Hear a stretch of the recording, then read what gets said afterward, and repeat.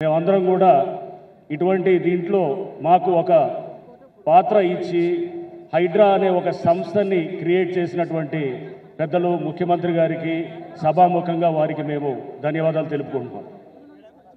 Sir, ఇది ఒక 6 నెలల క్రితం ఇది చూస్తే కనుక ఇక్కడ అంతా డంపింగ్ యార్డ్ చెత్తతో నిండిపోయింది. ఇక్కడికి రావాలంటే మాస్క్ పెట్టుకొని రావాలి. మొత్తం ఎట్లా అంటే ఇక్కడ కంప చెట్లు ఉన్నాయి. ఇప్పుడు కూడా మనం గూగుల్ ఇమేజ్ చూస్తే కనుక కంప చెట్లే కనపడతాయి. ఆ పాత ఇమేజ్ చూపిస్తుంటుంది. కంప చెట్లతోటి ఇక్కడ ఖాళీ బీర్ సీసాలు మొత్తం చెత్త ఇదంతా చూస్తే కనుక ఈ చుట్టుపక్కల వాళ్ళందరూ ఖాళీ చేసి పోయేటటువంటి పరిస్థితి అన్నాడు. ఇటువంటి దాన్ని గౌరవ ముఖ్యమంత్రి గారు మాకు నిర్దిష్టమైన ఆదేశాలు ఇచ్చారు.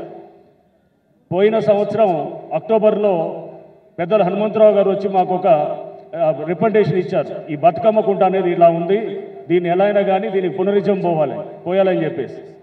అప్పుడు ముఖ్యమంత్రి గారు మాకు పలు సందర్భాల్లో దీని మీద నిర్దిష్టమైన డైరెక్షన్స్ ఇస్తూ దీన్ని ఎటువంటి పరిస్థితులు అయినా కానీ కూడా మనం బతుకమ్మ సంబరాలు నెక్స్ట్ బతుకమ్మ సంబరాలు అంటే ఇప్పుడు దసరా ఉత్సవాల టైంలో దీన్ని రెడీ చేయాలని చెప్పేసి మాకు ఒక టార్గెట్ ఇవ్వటం, దానికి అనుగుణంగా మేము దీని మీద ఒక ఏంటంటే ఇది కబ్జాకు గురైనటువంటి బతుకమ్మ కుంట. ఇది నార్మల్ చెరువు పునరుజ్జీవం కాదు.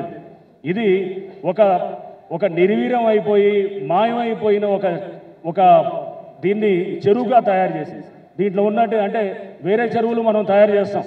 అది 10 ఎకరాలు ఉంటే 5 ఎకరాల చెరువు ఉంటుంది, ఇంకొక 5 ఎకరాలు. ఇక్కడ అసలు చెరువే లేదు. చెత్తతో నిండుబడినటువంటి ప్రాంతాన్ని దీన్ని మేము మళ్ళీ ఇప్పుడు చూస్తున్నారు. ఈ ప్రాంతం ఇప్పుడు దాదాపు 5 ఎకరాల చెరువు ఇది ఉంది. బట్ దీంట్లో మనం చూస్తే కనుక 14 ఎకరాలు యాక్చువల్గా ఉండాల్సిన చెరువు. మనం పాత రెవెన్యూ మ్యాప్స్ చూసినా, సర్వే ఆఫ్ ఇండియా మ్యాప్స్ చూసినా, ఎక్కడ చూసినా ఇది చెరువు అని కనబడుతుంటుంది. 1980కి ముందు ఉన్న ఫోటోలు చాలామంది ఇచ్చినారు సార్ మాకు. వాళ్ళందరి ఫోటోల్లో ఇక్కడ బతుకమ్మ ఆడుతున్నట్టు వాళ్ళ ఫోటోలు కూడా మాకు ఇచ్చినారు. అంటే ఇక్కడ చెరువు ఉన్నది అనేది ఇది మనకు అది నిజం అన్నమాట. దీన్ని మేము ఈ చేసేటప్పుడు ఒక అడుగు తవ్వంగానే అంటే ఏప్రిల్లో మొదలెట్టాము ఈ చెరువు పునరుజ్జీవం కార్యక్రమం చేయడం అనేది. ఒక అడుగు తవ్వంగానే నీళ్లు ఇట్లా బయటికి వచ్చేస్తున్నాను.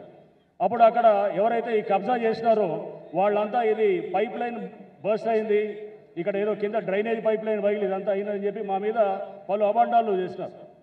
దీన్ని ఒక సుదీర్ఘమైన న్యాయ పోరాటంలో కూడా మా లీగల్ టీము హైదరాబాద్ మన హైకోర్టులో తెలంగాణ హైకోర్టులో ఉన్నటువంటి మన లీగల్ టీం అందరూ కూడా మాకు ఎంతో సహకరించి ఇక్కడ జిహెచ్ఎంసి, రెవెన్యూ, హెచ్ఎండిఏ అందరు డిపార్ట్మెంట్స్ కూడా ఒక సమన్వయంతో దీన్ని మళ్ళా మనం ఈ షేపుకి తీసుకొచ్చాం. ఇక్కడ ఆల్రెడీ ఈ ప్రాంతంలో ఇందాక మహిళలు చెప్తున్నారు సార్, 25,000 రేటు పెరిగిందని అంటున్నారు. అంటే రియల్ ఎస్టేట్ వీళ్ళు పక్కన ఉన్న అపార్ట్మెంట్స్ అందరిది కూడా 25,000 గజానికి ఇది పెరిగిందని చెప్పేసి.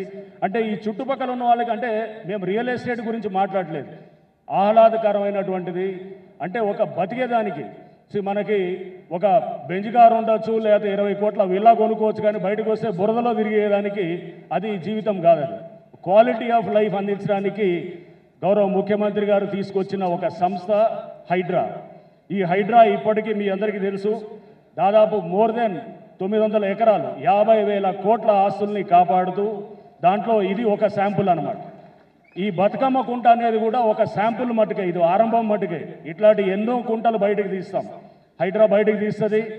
తీసి దీన్ని చెరువులు పునరుద్ధరణ కార్యక్రమంలో, నాలాల పునరుద్ధరణ కార్యక్రమంలో వీటిలన్నింటిలో కూడా పెద్ద ఎత్తున కూడా మేము ముందుకు పోతామని చెప్పేసి కూడా సభావేదికగా ప్రజలందరూ కూడా మేము విన్నవించుకుంటున్నాం. అట్లానే అసలు ముఖ్యంగా మనం చూస్తే కనుక అభివృద్ధి కన్నా సుస్థిరమైన అభివృద్ధి, సస్టైనబుల్ డెవలప్మెంట్ వైపు వెళ్ళాలి. అంటే రేపటి తరాలకి, భవిష్యత్ తరాల కోసం అని చెప్పేసి ప్రజెంట్ తరాలు అందరం కూడా భవిష్యత్ తరాలది కాంప్రమైజ్ చేయకుండా ఆ అభివృద్ధి వైపు తీసుకెళ్తే అదే సుస్థిరమైన నిజమైన అభివృద్ధి. ఇప్పుడు మనం ఏదో కాస్త చేస్తే కనుక అది ఫ్యూచర్ తరాలది కాంప్రమైజ్ చేస్తే కనుక కాదు. రైట్. లాస్ట్గా సార్, ఇది మేము మొదలెట్టినప్పుడు ఇక్కడ ఉన్నటువంటి పేద వర్గాలు చాలామంది భయపడితే మేము ఇక్కడ వచ్చి మీటింగ్ పెట్టాం. ఈ బస్సీల్లో మీటింగ్ పెట్టి ఈ మీటింగ్లో అందరికి కూడా చెప్పాం, హైడ్రా ఎటువంటి పరిస్థితుల్లో పేదల వైపే ఉంటుంది తప్ప కానీ మీ ఎవ్వరి ఇళ్ళ జోలికి రాదు అని చెప్పేసి కూడా స్టార్ట్ చేసినప్పుడు కూడా చెప్పినాం. దీన్ని కొంతమంది ఎవరైతే వెస్టెడ్ ఇంట్రెస్ట్ ఉన్నారో వాళ్ళు నిత్యం కూడా హైడ్రా అనేది పేదల మీదకి వస్తుందని చెప్పేసి చెప్తున్నారు. ఇక్కడే సాక్ష్యం. ఇక్కడ మొత్తం కూడా ఏదైతే గనక 15 ఎకరాల చెరువుల్లో 10 ఎకరాలు ఆక్రమితమైంది. దాంట్లో చాలామంది పేద మధ్యవర్తి వర్గాలు ఉన్నారు. వాళ్ళని టచ్ కూడా చేయలేదు. టచ్ చేయకుండా కూడా మేము ఈ చెరువుని మిగిలిన ప్రాంతాన్ని ఎవరైతే కబ్జాదారులు ఉన్నారో వాళ్ళ నుంచి ఈ చెరువుని మేము ఈ చట్టపరంగా దీన్ని తీసుకొని దీనికి ఇక్కడ ఈ విధంగా మనం తయారు చేయటం ఇదంతా మీరు కళ్ళ ముందు కనబడుతున్నటువంటి సత్యం ఇది సార్. అట్లానే మేము మా మీద ఎన్ని విమర్శలు వచ్చినా ఏది వచ్చినా కానీ కూడా మీరు మాకు ఇచ్చిన లక్ష్యానికి మేము అనుగుణంగా ఎక్కడ కూడా మేము అంటే మీ చిత్తశుద్ధిని చూపిస్తూ మా ఎక్కడైతే కార్యదర్శిని చూపిస్తూ మేము మీ డైరెక్షన్లో ముందుకు వెళ్తామని చెప్పేసి ఈరోజు ఇక్కడ ఇంత చక్కటి ప్రోగ్రాం ఆర్గనైజ్ చేసిన దానికి మీరు మాకు ఇది ఇచ్చినటువంటి దీనికి మేము నిత్యం కూడా మీకు కృతజ్ఞులై ఉంటాం సార్. Thank you sir.